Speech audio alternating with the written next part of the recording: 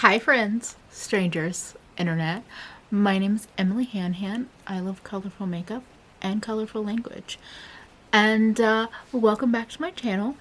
If the background looks different or messy, no it doesn't. You see nothing. So today I want to talk about some products that I have changed my mind about. What I really want to name this video is Holy Grail products that I dumped. Products I broke up with. You know, that whole vibe. But I have a positive one to throw in, a good thought. Otherwise though, everything that I'm talking about today are products that I have definitely mentioned on this channel, probably raved about on this channel, and I don't really know if I have officially broken up with them publicly. So it's time. If you're new here and you like colorful makeup, lots of opinions about said makeup, and cute fat babes in general, you should go and subscribe, like the video, share it out, perhaps check out my Patreon or YouTube membership. There's lots of good stuff in the description box, including some affiliate links and codes as well if you would like to support me in other ways. Let's jump into 5-ish products that I have changed my mind about. The biggest shocker of them all is the Lineage lip sleeping mask. Now, I don't know if it's just because it's the vanilla one in particular, but this is my second of the vanilla variety, and I have used, you know, some of this. I've made an effort of it, and it doesn't do it for me anymore. This used to be my holy grail. I went through probably 2, maybe 3 of the strawberry ones over the years, and I picked up the vanilla one randomly because that was the only thing in store. One day I was in Sephora pre-Panini Press, and then a friend passed on a new one to me because they knew that I liked them. But they don't do the same for my lips. They don't nourish my lips the way they used to. I don't know if it's my skin changing. I don't know if it's the vanilla formula in particular. I don't know if it's the formula in general that's changed. Because I've seen Mel Thompson mention this in a similar style video that she did recently. So yeah, this used to be the go-to deep nourishing lip product.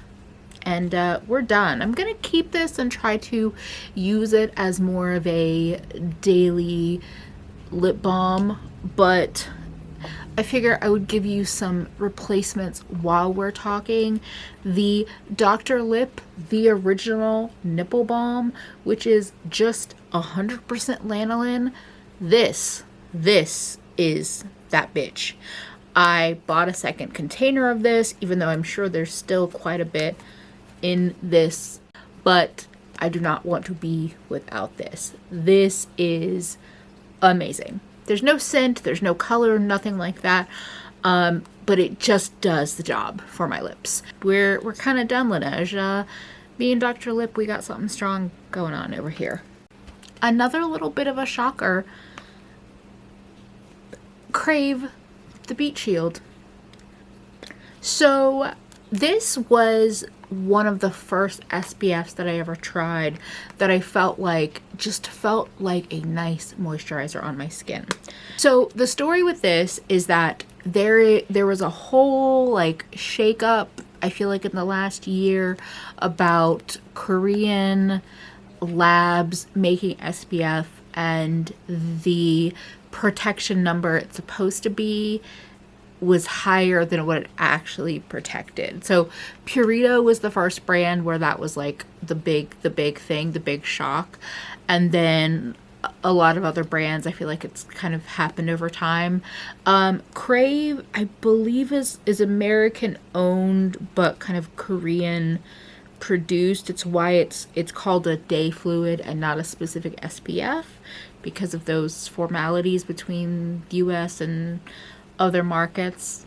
Not a skincare professional, if I didn't already say it, saying it now. So in the last couple of months, it's come out that Krave was not immune to those SPF labs in Korea, and the supposed SPF 50 of this, I believe, is not accurate. It just happened that I got that sponsored video with Look Fantastic where they send me a bunch of SPFs that I picked out.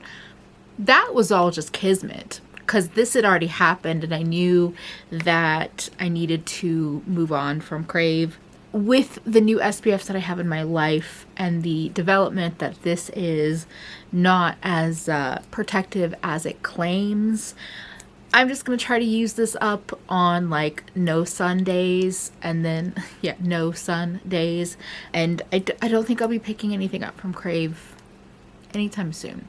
Now, this next product, this next change, I've talked about some on this channel, but for what felt like years, I was a devotee of the NYX glitter primer, aka glitter glue, for shimmers of any sort.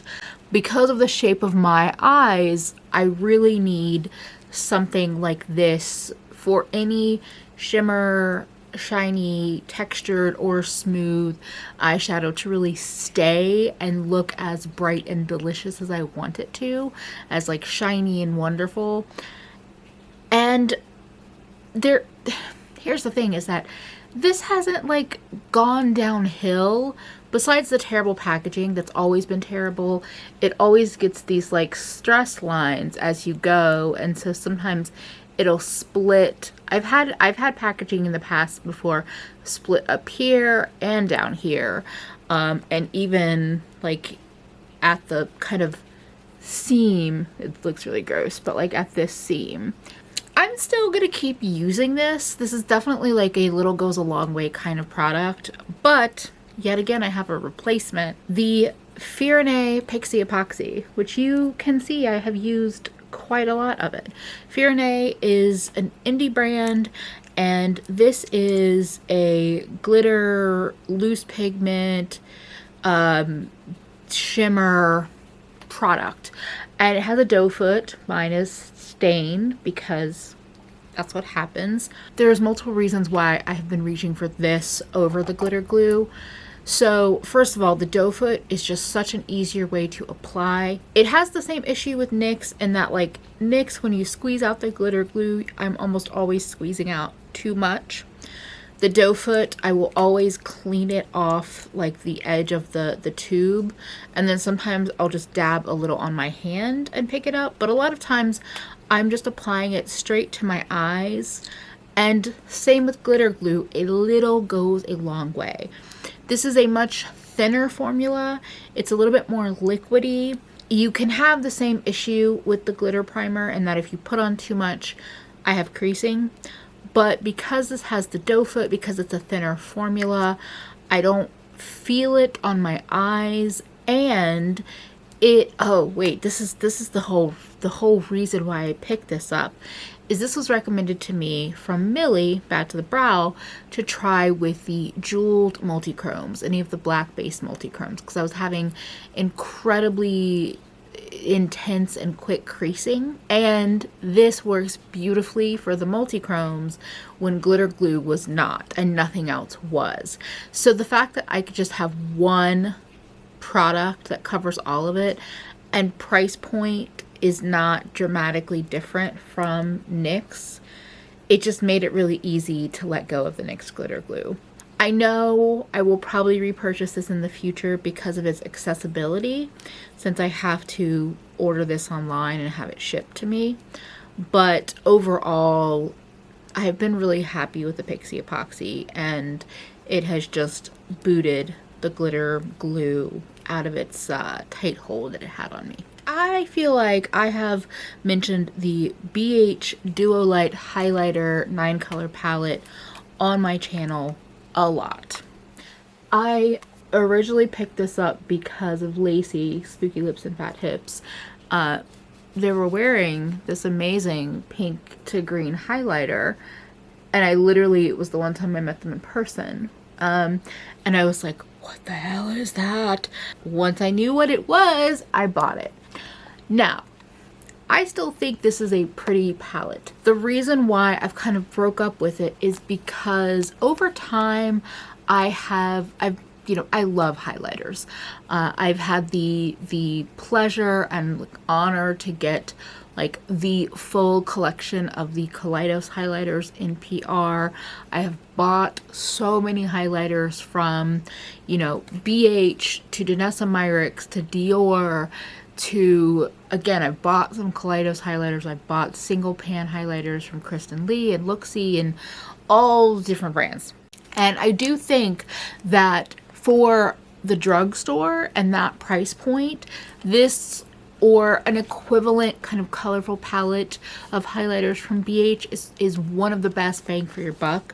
But the more I've used this, the more I've found that I'm not as into the textures or the tones as much as I thought I was. The middle column really calls to me, and there is something really cool about the purple that's like purple to green like the pink is, these two. But the more I've expanded into other highlighters and that I've picked up more iridescent eyeshadows and all of that, I find that these almost have too much color in the base for them to act as a true highlighter for me, and they are almost always like a blush highlighter. And I don't mind a blush lighter or that kind of formula, but when I have other pink to green highlighters, other pink to gold, purpley ones, peachy ones, yellowy highlighters, I'm just not reaching for this anymore. And we had a nice run, but yeah, I think it's seen better days. Also, the textures of the pans are starting to activate my tryptophobia, so it's probably best that I made this decision. I have one little runner-up. I didn't actually talk about this product a lot. I kept trying to fall back in love with it, and that's the Becca Under Eye Primer. The peach, let's see, the under eye brightening corrector in light to medium. I had a love affair with this probably, maybe it feels like 2 or 3 years ago, and went through a whole container of this. And then I think around the same time, the same trip that I picked up the Lineage balm in store, I picked up this. And I have a couple of reasons why I've fallen out of love, and why, even though Becca is going out of business, and thus I feel like I should keep this and like use it and savor it, I just don't, I'm not. First of all, I don't love the potted formula, not at all.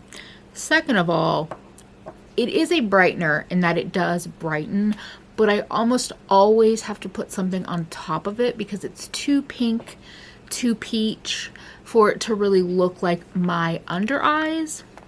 And I think that there are brands that, especially in 2021, are doing this better. That's the color. It's very pink, and I'm more of a yellow undertone person. I feel like the Fenty under eye correctors might be a better example of like what I'm looking for in an under eye corrector in 2021. Also one that comes in more than 2 or 3 colors. I already said I don't like the potted formula. A doe foot is great. I think Audra just said this in a video that I watched of theirs today. A doe foot is perfect, lovely, wonderful.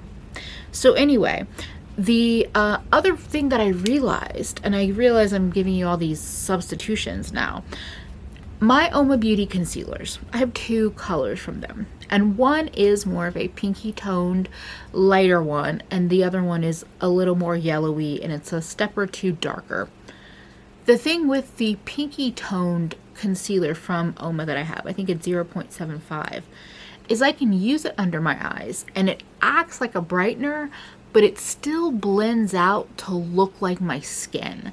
It doesn't look so pink where I have to put something on top. And that's really what it comes down to. Even though my under eyes are like the part of my face, my skin, that I get the most self-conscious about, I also don't really want to layer up a bunch of products just to get something that feels like the coverage I'm looking for.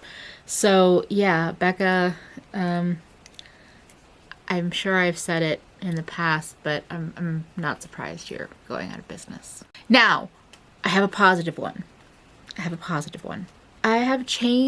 come around on the Charlotte Tilbury Hollywood Beauty Light Wand in Spotlight.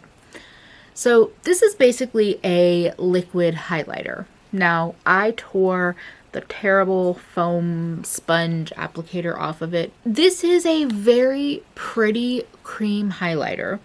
Now, when I picked it up, I kind of knew that I might not enjoy it or that I might think it's overhyped. I definitely still think it's overhyped. I think for the price point, the amount of product you get and the feeling of the packaging is not sufficient. Like, the amount of product seems low and the packaging itself feels dinky. I feared that it might be, you know, a touch too dark to really like lift and lighten. And you can see it is. Like, it's glowy, but it's a touch dark.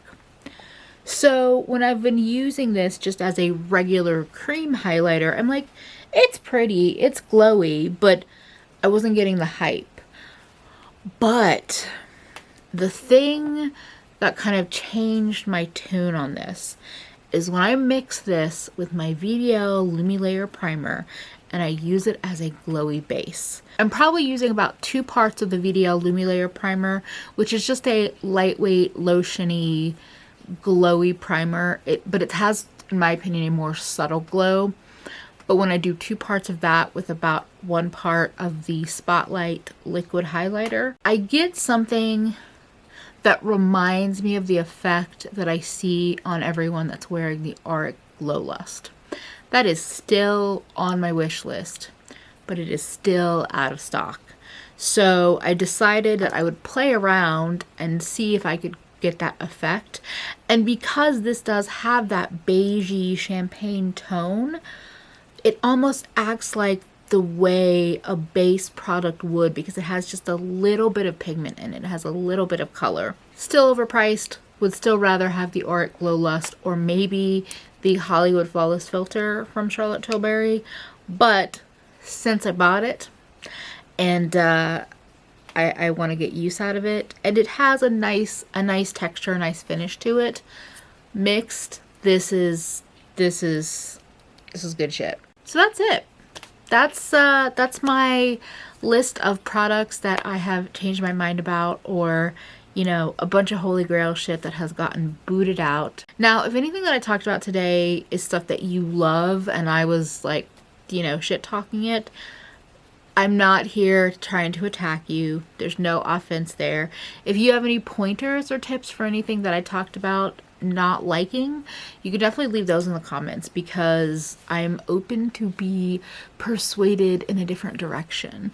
Otherwise, let me know in the comments something that has shifted for you, whether it was a holy grail that's lost its footing, or a product that you really thought you hated and now y'all are kind of besties. As I mentioned at the beginning, if you enjoyed and you're not yet subscribed, I would love for you to subscribe, like the video, share it out, all those things that help so much with me and my channel. Thank you so much to my patrons, my YouTube members, and everyone that has just been so supportive and helps keep this channel going, because I appreciate you all so very much. And most importantly, don't forget to take care of yourself better today than you did yesterday, because you're worth it. Bye, friends.